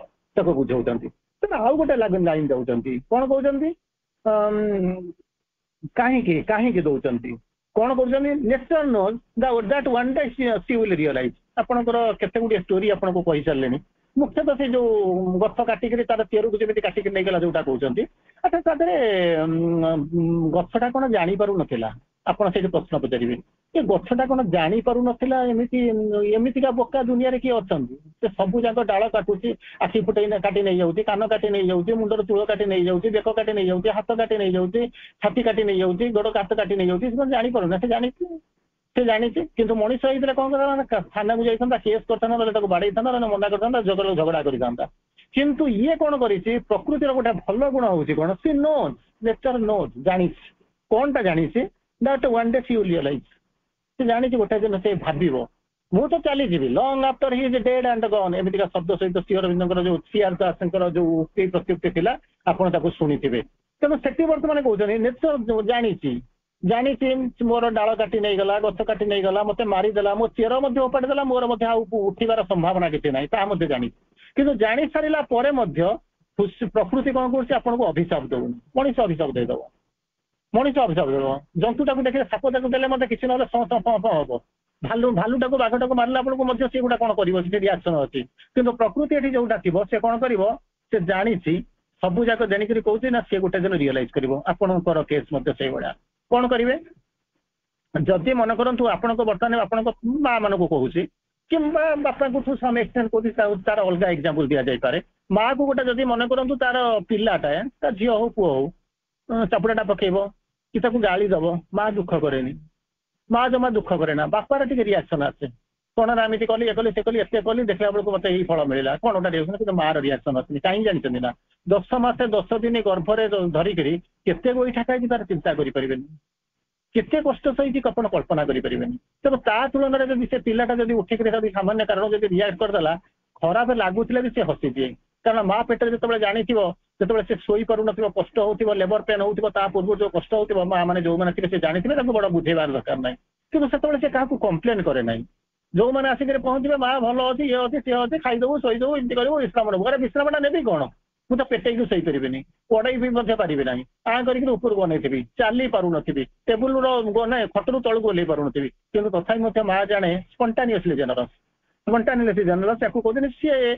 ତେଣୁ ସେତେବେଳେ ଯେତେବେଳେ ସେ କମ୍ପ୍ଲେନ କରିନି, ଯେତେବେଳେ ଏବେ କଣ ହଉଛି, ଯେତେବେଳେ ତା ଗଛ କାଟି ନେଇଗଲା ପରେ କିନ୍ତୁ ପ୍ରକୃତି କହୁଛି କଣ ନା, ସେ ଜାଣିଛି ଗୋଟାଏ ଦିନ ସି ୱିଲ୍ ରିଅଲାଇଜ, ମଣିଷ ନିଶ୍ଚିତ ଭାବରେ ସେ ରିଅଲାଇଜ କରିବ। ମୁଁ ଆଉ କିଛି ଏକ୍ସାମ୍ପଲ ଦଉଛି, ବୁଝିବାକୁ ଚେଷ୍ଟା କରନ୍ତୁ। ବହୁତ ବଡ ବଡ ପାଠ ତ ପଢୁଛନ୍ତି, ୟାକୁ ଟିକେ ଟିକେ ପଢନ୍ତୁ। ତେଣୁ କଣ କହୁଛି, ଆଉ ଗୋଟେ ଏକ୍ସାମ୍ପଲ ଦଉଛି। କଣ ହଉଛି ନା, ଗୋଟେ ସମୟରେ ଆସିକି ଆପଣ ମାନେ କମ୍ପ୍ଲେନ କରୁଛନ୍ତି, କଣ ଇଏ ଘର ଭିତରେ ଗୋଟେ ଆପାର୍ଟମେଣ୍ଟ କିଣିଲି, ଆପାର୍ଟମେଣ୍ଟ ଭିତରୁ ଭୂତ ବାହାରିଲା, ମୁଁ ଯେତେବେଳେ ଖାଉଛି ଆମିଷ କଲା ବେଳକୁ ଝଣ ଖଡ ଖଡ ଶବ୍ଦ ହଉଛି, କାହା କିଏ କହିବ ମୋର ଯେତେ ପିଲା ଜନ୍ମ ହଉଛି ସେ ମରି ଯାଉଛନ୍ତି, କଣ କଣ ସବୁ କହିବେ, ଅଶୁଭ ଅଶୁଭ ଅଶୁଭ କରିକି ଏମିତି ବାରମ୍ବାର ଆପଣ କମ୍ପ୍ଲେନ କରନ୍ତି। ନିଶ୍ଚିତ ଭାବରେ କମ୍ପ୍ଲେନ କରୁଥିବେ ନା? ହଁ। ସେଥିପାଇଁ ଭୂତ ପେଟ ଦାୟୀ ନା ଆମେ ଦାୟୀ? ଚିନ୍ତା କରିବେ। ଆମେ ତ କେବେ ନିଜର ଭୁଲ ବୋଲିକିରି କେବେ ସ୍ୱୀକାର କରିବା ନାହିଁ। ଇଏ ଆମର ସବୁଠାରୁ ବଡ ଦୁର୍ଗୁଣ ହଉଛି, ଆମେ କେବେ ନିଜ ଭୁଲକୁ ଦେଖିବା। ଦୁନିଆରେ ସମସ୍ତେ ଭୁଲ, ମୁଁ କେବଳ ଏକୁଟିଆ ଠିକ। ମାନେ ଯେମିତି ମୁଁ ହଉଛି ସତୀ ପଦ୍ମାବତୀ, ମୁଁ ଏକୁଟିଆ ଦୁନିଆରେ, ମୁଁ ଆଉ ଦୁନିଆରେ ଆଉ ଯାହା ଗୋଟେ ଠିକ, ଆଉ ସେ ଭୁଲ। ଆଚ୍ଛା କହିବେ, ତା ପଛରେ ଆପଣ ମାନେ ବି ଯଦି ଥାନ୍ତେ ମତେ ପଚାରିଥାନ୍ତେ, ଆ ପଛରେ ସତ୍ୟ କଣ? ଚିନ୍ତା କରି ଦେଖନ୍ତୁ। ଗୋଟେ ଛୋଟିଆ ମଶାଣୀ ଥିଲା। ମଶାଣୀ ମାନେ ଯାଉଛନ୍ତି ଶ୍ମଶାନ। ଶ୍ମଶାନ ମାନେ କଣ? ଶବାନାମ ଶୟନମ ଶ୍ମଶାନ, ଯୋଉଠି ଶବ ମାନେ ଶୁଅନ୍ତି ସେଇ ହଉଛି ଶ୍ମଶାନ। ତେଣୁ ଆପଣଙ୍କୁ ପଚାରିଲେ ଶ୍ମଶାନ କୋଉଠି ନା, ଆମ ଗାଁ ସେ ଯୋଉ ମୁଣ୍ଡରେ ଗୋଟେ ଶ୍ମଶାନ ଅଛି, ସତ୍ୟନଗରରେ ଗୋଟେ ମଶାଣୀ ଅଛି, ପୁରୀରେ ଯେମିତି ସ୍ୱର୍ଗଦ୍ୱାର ଅଛି, ଏଇଗୁଡାକ ମଶାନ ନା। କାହିଁକି ନା ଶବ ଗୁଡାକ ଶୋଇଛନ୍ତି, ମଶାଣୀ ହଉଛି ମାନେ କଣ ଶ୍ମଶାନ ନା? ହଁ। ଆପଣ ଯୋଉଠି ଶୋଇଛନ୍ତି ସେଟା କଣ? ନା ନା ନା ନା ନା, ହେ ଆମର ଘର କି ସୁନ୍ଦର ଭାବରେ ସଜେଇକି ରଖିଛୁ। ଆଉ ଶବନାମ ଶୟନମ ଶ୍ମଶାନମ, ଶ୍ମଶାନର ନାଁ ହଉଛି, ଅର୍ଥ ହଉଛି ଶବ ମାନେ ଯୋଉଠି ଶୟନ କରନ୍ତି। ଶବ ମାନେ କଣ? ଯୋଉଠିରେ ଶିବତ୍ୱ ନାହିଁ ସେଇଠି ଶବ। ଶକ୍ତି ବିନା ଶିବ ହଉଛନ୍ତି ଶବ। ଶକ୍ତି ଯୋଉଠି ନାହାନ୍ତି, ଶକ୍ତି ବିନା ଶିବ ହେଇଯାଆନ୍ତି କଣ ନା ଶବ। ତେଣୁ ସେଇ ଶିବର ଆମ ଭିତରୁ ଯେତେବେଳେ ସେଇ ଶକ୍ତିଟା ଚାଲିଯିବ, ଶିବ ମଙ୍ଗଳମୟ ଅବସ୍ଥା ଚାଲିଯିବ, ଆମେ ଶବ ହେଇଯିବା। ତେଣୁ ଆମେ ଶବ ଯୋଉଠି ଶୋଇଲେ ସେ ଶ୍ମଶାନ। ତେଣୁ ଆମ ଭିତରେ ତ ମଙ୍ଗଳ ଜିନିଷ ନାହିଁ, ଆମ ଭିତରେ ତ ଭଲ ଗୁଣ ନାହିଁ, ଆମ ଭିତରେ ତ ଦିବ୍ୟ ଗୁଣ ନାହିଁ। କ୍ରୋଧ, କାମ, ହିଂସା, ମାର୍ଜ୍ୟ, ଏଇ ସବୁ ଜିନିଷ, ଭଲ ଗୁଣ ସବୁ ଛଡେଇ ନିଆଯାଇଛି। ଶକ୍ତି ବି ଚାଲି ଯାଇଛନ୍ତି, ଶିବ ବି ଚାଲି ଯାଇଛନ୍ତି, ସର୍ବମଙ୍ଗଳମୟତା ଚାଲି ଯାଇଛନ୍ତି। ଅତଏବ ଆମେ ଶବ ମାନେ ଯୋଉଠି ଶୁଅନ୍ତି ସେମାନେ ହଉଛନ୍ତି ଶ୍ମଶାନ। ତେଣୁ ଆମେ 5 ଷ୍ଟାର ହୋଟେଲରେ ଶୋଇଲେ ମଧ୍ୟ ଶ୍ମଶାନ ସେଟା, ଘରେ ଶୋଇଲେ ମଧ୍ୟ ସେଇଆ, ମାନେ ଦ୍ୱାର ବନ୍ଧରେ ଶୋଇଲେ ମଧ୍ୟ ସେଇଆ। କିନ୍ତୁ ଆମେ ଜାଣୁନୁ। ଯାହା ହଉ, ଆମେ ଏଟା ହଉଛି ଶ୍ମଶାନକୁ ଆପଣଙ୍କୁ କହିଲି। ଏପଟେ ଆସନ୍ତୁ, କଣ କହୁଛନ୍ତି ନା, କାହିଁକି ଜଣ ହଉଛି ସେ ହଉଛି ଯୋଉ କଥା କହୁଛନ୍ତି। ଆପଣଙ୍କର ଗୋଟିଏ ସହରରେ ଗୋଟିଏ ଶ୍ମଶାନ ଥିଲା, ଅନେକ ଲୋକକୁ ତା ଦେହରେ କଣ କରିଛି ନା ପୋଡା ଯାଇଛି, ପୋତା ଯାଇଛି, କଣ ଗୋଟେ ହେଇଛି। ବର୍ତ୍ତମାନ ଆପଣ ତା ଭିତରେ ଅନେକ ଅଛନ୍ତି, ଅତୃପ୍ତ ଆତ୍ମା ମଧ୍ୟ ଥିବେ, ଜାଣିଛନ୍ତି। ଆପଣ ତାକୁ ସେ ଯୋଉ ପଢାପଢି କରୁଛନ୍ତି, ତାଙ୍କ ଭାଇଟାଲ ଗୁଡା ସବୁ ଥିବ, ସେ ସବୁ ରହିଛନ୍ତି। ଆପଣ ତାକୁ କଣ କଲେ, ସେଇ ଯୋଉ ଶହ ଗୋଟାଏ ଛୋଟିଆ ଜାଗାରେ ଦରକାର ହେଲେ 100 ଶବ ମଧ୍ୟ ପୋଡା ହେଇଥିବ। ଆପଣ ମାନେ ତାକୁ କଣ କଲେ, ସେଇ ଯୋଉ ଶ୍ମଶାନଟାକୁ, ତାକୁ ସେ ଯୋଉ ଇଏ ଗୁଡାକ ହେଇଥିଲା ଆପଣଙ୍କର, ଯୋଉ ମାନେ ଯୋଉ ହେଇଥିଲା ଯୋଉ କ୍ରିମେଟୋରୀ ଗ୍ରାଉଣ୍ଡରେ ଯୋଉ ସବୁ ହେଇଥିଲା, ତାକୁ ସବୁ ଭାଙ୍ଗି ଦେଇ ତା ଉପରେ 10 ତାଲା ଲେଖା କୋଠା କରିକି ବିକିଦେଲେ। ଯଦି ବିକିଦେଲେ, ସେତେବେଳେ କହୁଛି ଯିଏ ବିକିଲା ତା ପୁଅ ଆକ୍ସିଡେଣ୍ଟ ହେଇଯାଉଛି, ତାର ଆକ୍ସିଡେଣ୍ଟ ହେଇଯାଉଛି, ସ୍ତ୍ରୀ ମରିଯାଉଛି, କି କଣ ହଉଛି, କି ଯୋଉମାନେ ତାକୁ କିଣିଛନ୍ତି ତାର ଯୋଉମାନେ ଆଇଁଷ କରୁଛନ୍ତି ସେମାନେ ସେତେବେଳେ କଣ କରୁଛି ନା କୋଉଠି ଝଣଝଣ ଫଣ ହଉଛନ୍ତି। ତେଣୁ ବର୍ତ୍ତମାନ ପ୍ରଶ୍ନ ଆସିକି ପହଞ୍ଚୁଛି, ଏଟା ସେ ଯୋଉମାନେ ଝଣଝଣ ହଉଛନ୍ତି ସେ ଯୋଉ ଆତ୍ମା ମାନଙ୍କର ଦୋଷ, ଭାଇଟାଲ ବିଙ୍ଗ ଗୁଡାକର ଦୋଷ, ନା ଆମର ଦୋଷ? କୋଉ ଟାଇପ ଆମେ ପ୍ରକୃତିକୁ କେମିତି କଣ ଦୁଃଖ ମାନେ ସରଫୁଲ କରିଛୁ। ଆଉ ଗୋଟେ ଏକ୍ସାମ୍ପଲ ଦଉଛି, ଆଉ ଗୋଟେ ଏକ୍ସାମ୍ପଲ ଦଉଛନ୍ତି। ଆପଣ କହୁଛନ୍ତି କଣ, ବର୍ତ୍ତମାନ ଟେମ୍ପରେଚର ଗୁଡାକ ବଢି ଯାଉଛି, 55 ଡିଗ୍ରୀ 60 ଡିଗ୍ରୀ, 53 ଡିଗ୍ରୀ 54 ଡିଗ୍ରୀ ବର୍ଷ ହେଇଯାଇଥିଲା, ଆର ଥରକୁ 60 ଡିଗ୍ରୀ ହବ, ଏସି କାମ କରୁନି। ଆଚ୍ଛା ଚିନ୍ତା କରି ଦେଖିଲେ ନା କଣ ହେଲା? ଆଚ୍ଛା ଇଏ ଯୋଉ ହଉନାହିଁ, ବର୍ତ୍ତମାନ କାହିଁକି ଆପଣଙ୍କର ସମସ୍ୟା କଣ ହଉଛି କେବେ ଚିନ୍ତା କରିଛନ୍ତି ନା? କଣ ନା ଟୋଟାଲ ସହରଟାକୁ ଆପଣ କଂକ୍ରିଟ କରିଦେଲେ। ଭାବନ୍ତୁ, କଂକ୍ରିଟ କରିଦେଲେ। ଆଗରୁ ଥିଲା କଣ ନା ମାଟି ଥିଲା, ପାଣିଟା ଯେତେବେଳେ କଣ କରୁଥିଲା ଯେତେବେଳେ ବର୍ଷାଟା ହଉଥିଲା ତେଣୁ ସେ ତଳକୁ ଭିଜିକିରି କଣ କରୁଥିଲା ନା ଅଣ୍ଡରଗ୍ରାଉଣ୍ଡକୁ ପଳେଇ ଯାଉଥିଲା। ପରବର୍ତ୍ତୀ ଅବସ୍ଥାରେ ବର୍ଷା ଦିନ ସରିଗଲା ପରେ ଅଣ୍ଡରଗ୍ରାଉଣ୍ଡ ୱାଟରଟାକୁ ଆପଣ ଟାଣିକିରି ଆଣିକିରି ଖାଉଥିଲେ ବା ବୋରୱେଲ କରୁଥିଲେ କି କଣ ଖୋଳୁଥିଲେ ଯାହା ଯେମିତି କରୁଥିଲେ। ବର୍ତ୍ତମାନ ଯୋଉ କଂକ୍ରିଟ କରିଦେଇ ସାରିଲା ପରେ କଣ ହଉଛି ନା ମାଟି ନାହିଁ, ଟଣାଟଣି ନାହିଁ। ତେଣୁ ଯୋଉ ବର୍ଷାଟା ହଉଛି ସେ ବର୍ଷାଟା କଣ କରୁଛି ନା ତାର ମାନେ ଚାଲି ଯାଉଛି ଧୋଇକିରି କଣ କରୁଛି କେନାଲ ଦେଇକିରି ନଈକି ପଳେଇ ଯାଉଛି। ତାପରେ ପରେ କରୁଛନ୍ତି ଆପଣ କଣ କରୁଛନ୍ତି ନା ୟୁକାଲିପଟସ୍ ଯୋଉ ଗଛ ଫଛ ଗୁଡା ଲଗେଇଛନ୍ତି ଯେ କି ବହୁ ତଳରୁ ପାଣି ଗୁଡାକ ଟାଣିକିରି ସେ ତାର ତାର ଯୋଉ ସର୍ଭାଇଭାଲ ପାଇଁ ସିଏ କରୁଛି। କିନ୍ତୁ ଅଣ୍ଡରଗ୍ରାଉଣ୍ଡରେ ମୂଳରୁ ପାଣି ନାହିଁ, ଚିନ୍ତା କରି ଦେଖନ୍ତୁ। ତେଣୁ ଯେତେବେଳେ ଆପଣ ଖରା ଦିନେ ଆସିକିରି ପହଞ୍ଚୁଛନ୍ତି ସେତେବେଳେ କରିବେ କଣ? ପାଣି ସମସ୍ୟା ରହୁଛି। ତେଣୁ ହବ ଆଉ ଯେ ଜିନିଷ ହଉଛି କଣ ନା ପେଟ୍ରୋଲ ଗାଡି ଡିଜେଲ ଗାଡି ସିଏ ଯେତେବେଳେ ତାର ଯୋଉ ରେଡିଏସନ ଗୁଡାକ ହଉଛି ତାର ଯୋଉ ସେଥିରୁ ଯୋଉ ଗ୍ୟାସ ଗୁଡାକ ବାହାରୁଛି ସେ ନ୍ୟାଚୁରାଲି କଣ କରୁଛି ନା କାର୍ବନ ଡାଇଅକ୍ସାଇଡ ପ୍ରସ୍ତୁତ କରୁଛି। ପ୍ରତିଦିନ ଆପଣ ଗାଡି କରୁଛନ୍ତି, ବଡ ଘର ବଡ ଗୁମର କଥା, ବଡ ଇଏ କରିବ 3-5ଟା ଗାଡି ତେଣୁ ପଇସାର ତ ଅଭାବ ନାହିଁ। ବ୍ୟାଙ୍କ ମାନେ ତ ରହିଛନ୍ତି ଲୋନ ଦେବା ପାଇଁ। ତେଣୁ ବର୍ତ୍ତମାନ ଜିନିଷ ଚିନ୍ତା କରନ୍ତୁ, ଯୋଉମାନେ ଗୋଟେ ରଫଲି ଗୋଟେ ହିସାବ କରନ୍ତୁ, ଗୋଟେ ବଡ ଟ୍ରାଫିକ ସେଣ୍ଟରରେ ଗୋଟେ 4-5ଟା ଖଣ୍ଡ ବାଟ ଥିବ ଦେଖିବା ପାଇଁ, ସେଠି ଆପଣ ଗୋଟେ ଜିନିଷ ଦେଖନ୍ତୁ ସେଇ ଯୋଉ 2-3 ମିନିଟରେ ଯଦି କଳ୍ପନା କରିବେ ଲୋକ ସେଠି କଣ କରୁଛନ୍ତି ନା ଜମା ମାନେ ଆପଣଙ୍କର ଗାଡିଟାକୁ ସୁଇଚ ଅଫ୍ କରୁନାହାନ୍ତି। ସେ ଘଡଘଡ ହଉଛି, ତେଲ ଗୁଡାକ ମାନେ ଯୋଉ ଗ୍ୟାସ ଗୁଡାକ କାର୍ବନ ଡାଇଅକ୍ସାଇଡ ବୃଦ୍ଧି ହଉଛି। ତେଣୁ ସେ ପାଖରେ ଯୋଉମାନେ ଥିବେ ସେମାନେ ଗରମରେ ରହିଥିବେ ନା ଥଣ୍ଡାରେ ରହିଥିବେ କେବେ କଳ୍ପନା କରିଛନ୍ତି, ଭାବିଛନ୍ତି? କେବେ ଭାବିଛନ୍ତି? ନାଇଁ ମୁଁ ଭାବିବିନି, କାରଣ ମାନେ ମୁଁ ତ ରହୁନି ତେଣୁ ଯାହା ହଉଛି। ଆରେ ତୁ ସିନା ରହୁନୁ କିନ୍ତୁ କାର୍ବନ ଡାଇଅକ୍ସାଇଡ ପ୍ରଡ୍ୟୁସ କରିଦେଲା ପରେ ତୋରି ଭଳିଆ ଲୋକମାନେ କଷ୍ଟ ପାଉଛନ୍ତି ନା ନାହିଁ? ବାୟୁମଣ୍ଡଳଟା ଉତ୍ତମ ହଉଛି ନା ନାହିଁ? ନା ହଁ ଯୋଉଟା ବନ୍ଦ କରିଦେଲୁ ନା ଯେତେବେଳେ ଯୋଉ 2-3 ମିନିଟ 4 ମିନିଟ ପର୍ଯ୍ୟନ୍ତ ବର୍ତ୍ତମାନ ତତେ ଗୋଟେ ଲାଇନ ମିଳିବା ପାଇଁ ରହୁଛି, ତୁ ସେ ଗାଡିର ଚାବିଟାକୁ ଅଫ୍ କରିଦେଲୁନି, ସୁଇଚଟାକୁ ଅଫ୍ କରିଦେଲୁନି। ନା ମୋର ପଇସା ଅଛି ତ ଆଉ କଣ, ଗାଡି ତ 101 ଟଙ୍କା 102 ଟଙ୍କା ପେଟ୍ରୋଲ ସେ ଜଳୁ ମାନେ ଯେତେ ଯାଉଛି ଯାଉ। କିନ୍ତୁ ଆପଣ କଳ୍ପନା କରିପାରୁନାହାନ୍ତି ତା ବଦଳରେ ଲୋକମାନଙ୍କର ବାୟୁମଣ୍ଡଳ ତ ଦୂଷିତ ହଉଛି, ଟେମ୍ପରେଚର ତ ବଢିବା ଆରମ୍ଭ କରୁଛି, ସେଇଆକୁ ସେ ଯୋଉ ବାସ୍ନା ସେଇ ଯୋଉ ଗ୍ୟାସ ଗୁଡାକୁ ଧରିଲା ପରେ ତମରି ଭଳିଆ ଲୋକ ଗୁଡାକ ମରୁଛନ୍ତି। ତେଣୁ ତୁ ସିନା ଯାଇକିରି ଅନ୍ୟ କାହାର ଗେଟ୍ ପାଖରେ ଯାଇକି ଘର ପାଖରେ ସବୁ କାର୍ବନ ଡାଇଅକ୍ସାଇଡ ଛାଡିକିରି ଆସୁଛୁ, ସେଇଭଳିଆ ଯେତେବେଳେ ଅନ୍ୟମାନେ ଆସିକିରି ତୋ ଘର ପାଖରେ ଯେମିତି ଏଇଭଳିଆ ଗାଡିଟାକୁ ଯାଇକିରି କାର୍ବନ ଡାଇଅକ୍ସାଇଡ ଛାଡୁଛନ୍ତି, ଚିନ୍ତା କରି ଦେଖନ୍ତୁ ନା ତୋର କଣ କ୍ଷତି ହଉଛି। ଯଦି ଏଇ ଜିନିଷଟା ତୁ କରିଥାନ୍ତୁ ଦେଖିକିରି ଅନ୍ତତଃ ଅନ୍ୟମାନେ ତୋଠୁ ଶିଖିଥାନ୍ତେ, ଶିଖିଲେ ନା। ଆଉ ଟିକେ ପାଠ ପଢିବା, ସମୟ ତ ହେଇ ଆସୁଛି, ଆଉ ଟିକେ ପାଠ ପଢିବା। କଣ କଲା 2ଟା କ୍ୱେଶ୍ଚିନ୍ ପଚରା ଯାଇଛି ମାଙ୍କ ପାଖକୁ। ଥରେ ଗୋଟେ କ୍ୱେଶ୍ଚିନ୍ ଯାଇଥିଲା, ସୁନ୍ଦର କ୍ୱେଶ୍ଚିନ୍ଟା ଯାଇଥିଲା। ରାଜନଗର ବୋଲି ଗୋଟେ ଜାଗା ଅଛି ଆପଣ ମାନେ ଜାଣିଥିବେ, ପଟ୍ଟାମୁଣ୍ଡେଇରୁ ଭିତରକୁ ରାଜନଗର ବୋଲି ଗୋଟେ ଜାଗା ଅଛି, ଆପଣ ତାକୁ ଜାଣିଥିବେ। ସେଇ ସମୟରେ ରାଜନଗରକୁ କଣ ହଉଥିଲା ନା ସବୁବେଳେ ଲୁଣି ପାଣି ଆସୁଥିଲା। ସମୁଦ୍ରଟା ଲାଗିଛି, ସମୁଦ୍ର ଅଛି, ନଈ ଅଛି, ସବୁ ଅଛି, ଲୁଣି ପାଣି ଗୁଡାକ ମାଡି ଆସୁଥିଲା। ତା ଦ୍ୱାରା କଣ ହଉଥିଲା ନା ଘର ଭିତରେ ପାଣି ପଶି ଯାଉଥିଲା, ଫସଲ ଗୁଡାକ ଯୋଉ ଗୁଡାକ ସବୁ ଥିଲା ଯେତେବେଳେ ଲୁଣି ପାଣି ଗୁଡା ଥିଲା ସେ ମାନେ ମଧୁର ପାଣି ନାହିଁ, ତେଣୁ ସେଗୁଡା କଣ କରୁଥିଲା ମରିଯାଉଥିଲା, ଧାନ ଫାନ ମରିଯାଉଥିଲା, ଅନ୍ୟ କିଛି ଫସଲ ହଉନଥିଲା। କେବଳ ଗୋଟିଏ ଜିନିଷ ସେଇ ପଙ୍କରେ କେବଳ ଧାନ ଚାଷ ହୁଏ, ଅନ୍ୟ କିଛି ଫସଲ ହୁଏ ନା, ପରିବା ହୁଏ ନା, କିଛି ହୁଏ ନା। ତେଣୁ ଏଇ କଥା ଦେଖି ସାରିଲା ପରେ ସେଠିକାର ଲୋକମାନେ, କେହି ମାଙ୍କୁ ଜାଣିଥିବା ଲୋକମାନେ, ସେ ସବୁ କଣ କଲେ ମାଙ୍କ ପାଖକୁ ଗୋଟେ ଚିଠି ଲେଖିଲେ ଯେ ମା ଆମେ ଏଇଭଳିଆ ଅବସ୍ଥା ଭିତରେ ରହିଛୁ। ମା ତାକୁ ସୁନ୍ଦର ଭାବରେ କହିଲେ, ଗୋଟେ ତାକୁ ସାଙ୍ଗେ ସାଙ୍ଗେ ରିପ୍ଲାଏ ଦେଲେ, keep faith and endure, everything will be all right। ଚିନ୍ତା କରି ଦେଖନ୍ତୁ, keep faith and endure, everything will be all right। ଜମା ମାନେ ବିଶ୍ୱାସ ରଖ, ସହିଯା, କଣ ହବ ନା ସବୁ ଯାକ ଠିକ ହେଇଯିବ। ସେଇଭଳିଆ ତାପରେ ଆଉ ଲୁଣି ହଉନି, ରାଜନଗର ବର୍ତ୍ତମାନ ବହୁ ପରିମାଣରେ ମାନେ କଣ ହଉଛି ନା ଉନ୍ନତି କରିଗଲାଣି। ଗୋଟେ ସମୟରେ ତାକୁ କହୁଥିଲେ 1512 ଲାଇନ ବୋଲି କହୁଥିଲେ। 1512 ମାନେ ଗୋଟିଏ ମାତ୍ର ବସ୍ ଯାଏ ପଟ୍ଟାମୁଣ୍ଡେଇରୁ, ସେ ବସ୍ ମାଲିକ ସିଏ ଯାଏ, ତା ଗାଡି ନମ୍ବର ହଉଛି 1512।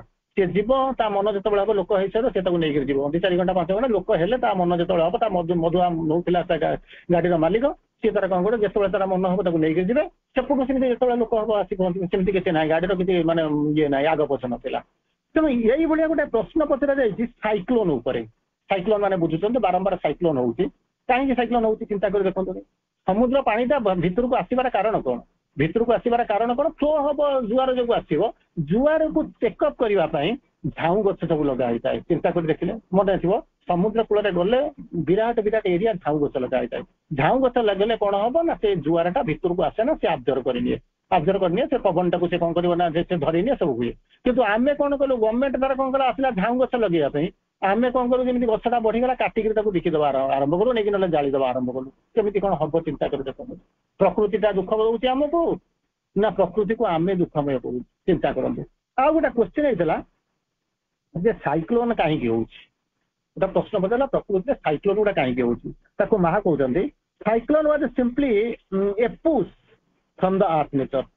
पुश फ्रॉम द अर्थ आपको रिमाइंडर दउछ रिमाइंडर देबो जेମିତି आपनको बारंबार कहे गोटे लोक गला जाई जमपुर जाई पहुंची कर चित्कार कला जाई चित्कार कला कौन ना मत तमे माने आगुरु माने कौन होती नोटिस न देकर केमी नहीं चली आसिल जम कर तुमको नोटिस दिया कहीं कहीं मतलब रिटर्न नोटिस किसी पाइन तो रिटर्न नोटिस कौन जम दब तुमको समस्त गोटे थी तार गोटे कंप्यूटर कर गोटे टाइप कर पोस्टाल आसी पहुंच दीटा खंड पोस्टाल ऑफिस सब सब गाँव में खोल ये सब कर कि तो मत कौन पठेल ना मुझे तीन टा इंस्ट्रक्शन पठेली कौन ना प्रथम तोर बाल गुड़ाक पाटिगला देखी ना हाँ पाटिवा आरंभ कला सेकेंड आखिक टे जल जलुआ देखा थर्ड कौन है गोड़ गुड़ाक कम कला ना चलवा कष्ट होगा एगुड़ा सब जानी ना हाँ से गुड़ाक हूँ आमर इंस्ट्रक्शन आमर हूँ एगुड़ा हूँ समन आम तुमको इंडिकेशन देलु जे बाबा तुम समय कहूँ तुटाई मोह बेल थाऊ थाऊ लेउटी जाओ तुम समय होगा तुम तुम ये कर तेना साइक्लोन टा जब तुम देख पहुंचला प्रकृतिटा प्लेइंग मिस्टेक होता यू कहीं तुम कंप्लेन कर मो सहित से कौन कह खेल करुचे तो सहित से खेल करूना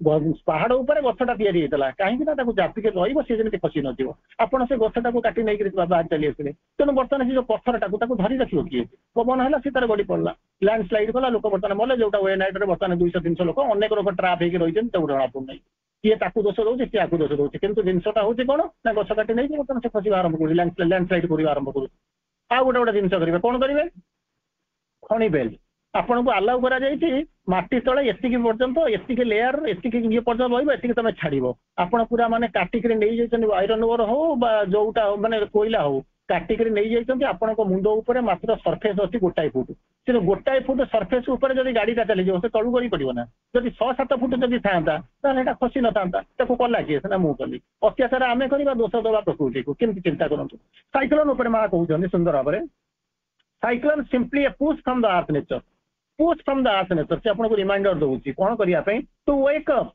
सम ऑफ द कोन होचंती जाउछि somnolent human children to recept to कोन होचंती to necessary making progress based on the fear of in the saying से आपन को गोटे खबर पठौछि वार्ता पठौछि जे ह्यूमन चाइल्ड को कोन करिया को वार्ता पठौछि ना तुमे जो मेकिंग प्रोग्रेस उन्नति कर घरे सोइबा आसिना तुम किंतु परमिटेड स्फीयर भीतर तुम आसो उन्नति करने बात को कौन गोटे सुंदर मेसेज दौरान materially we are nothing spiritually we are everything ये मेसेज को आप सब पढ़ुवे materially we are nothing spiritually we are everything आम हूँ सबकि तार परवर्ती अवस्था आप समय भी हो जाऊँगी तेणु गोटे जिन कहते इन ऑर्डर टू प्रोग्रेस जदि तुम प्रकृत में प्रोग्रेस करने को चाहूच प्रोग्रेस मान प्रगति आगू प्रोग्रेस काम हूँ उपरकू जा ना आगू जा अच्छा जदि तुम करने को चाहूच नेचर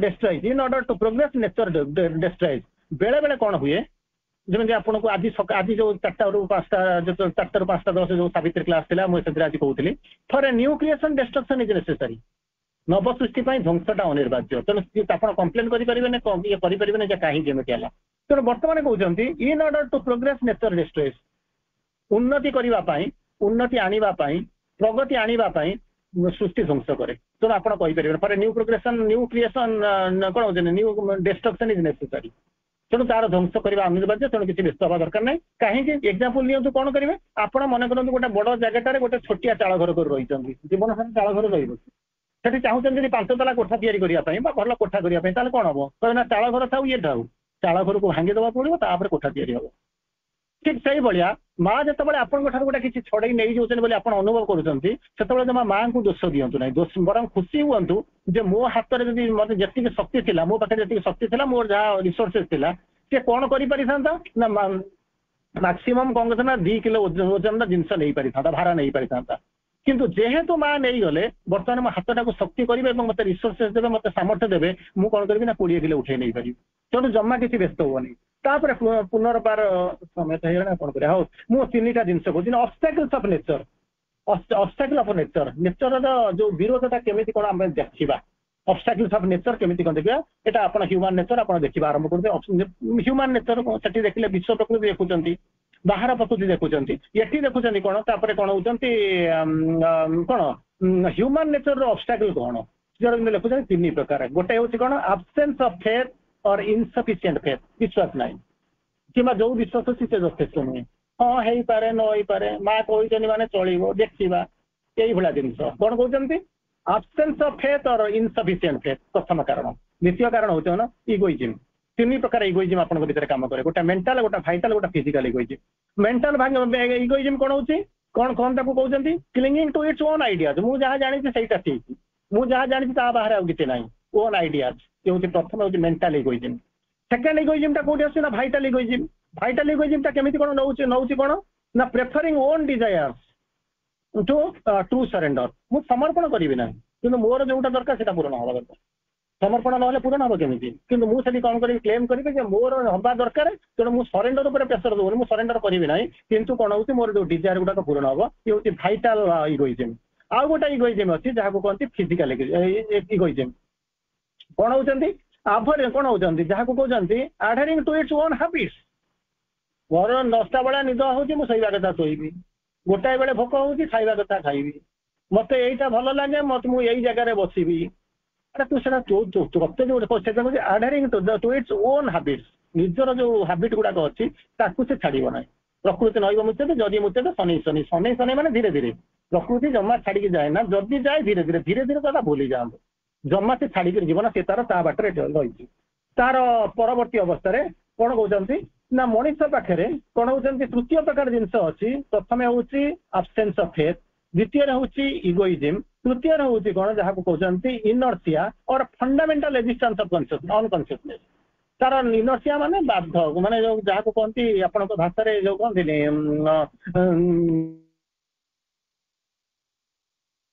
तार निजर जो स्टेज अच्छी से स्टेज रू बदल से जमा छाड़ा चाहे ना जहाँ को कहते इनर्सिया साइंस पढ़ी inertia of motion inertia of rest जब बाह्य बल प्रयोग न हम चली वस्तु चली बसी लोक से कौन कहता बसी कहते इनर्सिया तेणु से कहते चिरबिंद लिखुंट इनर्सिया और फंडामेंटल रेजिस्टेंस ऑन कॉन्शियसनेस तार काम हूँ विरोध कर बाधा दब तेणु यही 3टा जिनस जो अच्छी यही 3टा जिनस आपण प्रगति कौन कहते बाधा दे तेणु लोभ अच्छी स्वार्थ अच्छी निजर अहंकार अच्छी निजर अज्ञानता अच्छी जो गुड़ाक कौन कर होल दी वे आसिक पहुंचुंट कौन कर आगे माने फुलफिल करने हाबिचुआली नदी दवाई सी कौन कर निजर क्षति कर प्रकृतिर क्षति कर प्रकृतिर क्षति कर सारा गछ तो ना टेम्परेचर आसले बढ़िया कथा बढ़ गोटे रास्ता कले चिंता करूँ लक्ष लक्ष कोटी कोटी रास्ता गछ तैयारी से गछ गुड़ाक केवे ना 50 वर्ष 100 वर्ष तलर गछ तेणु तार पर आउ जब गछ तैयारी कला 50 वर्ष दरकार कि 20 वर्ष दरकार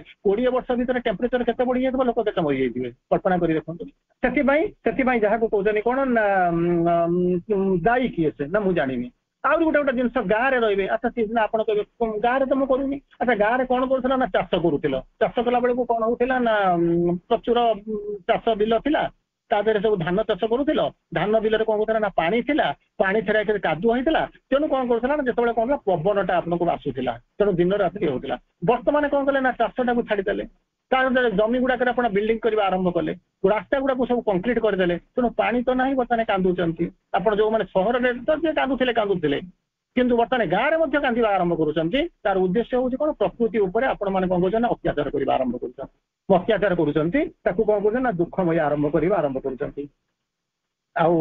समय माने चली जाई सारे मुझे किसी कहूना गोटे 2टा लाइन केवल आपको कहीदेकरी मुझे आज आलोचना को ये सारी तेणु कहते ये जो गॉड एंड नेचर जो कहते ये जो मुख्यतः आम जो प्रकृति को जो दुखमय करूँ से आम 2 4टा 5टा कारण अच्छी गोटे हूँ इगो गोटे हूँ इग्नोरांस आउ गोटे हूँ कौन ना इनर्सिया आउ ये सब जो विभिन्न प्रकार काम करे से मुझे गोटे लाइन कहूँ इगोर प्रकृति की आपको खाली बताऊँगी आज आलोचना को सारूँ कौन कहते ego was the lord upon its peacock seat falsehood sat by him his its mate and queen ego was the lord upon its peacock seat के बसी मयूर सिंहासन में बसी मुंडे किसी बुद्धि ना ताकू जी जहाँ कहीदेव सेमती हम जमी राजा बसी जमी मंत्री मैंने जमी कहीदेवे शासन करेंगे ये जमी जी एमएलए एमपी जाऊँगी जमी आईएएस ऑफिसर जमी जहाँ कहते चलाऊँ सी चलते मुंडे किसी बुद्धि ना किसी लोक सब होगा अलग प्रकार ज्ञानी लोक मैंने सब आसिले that is a different issue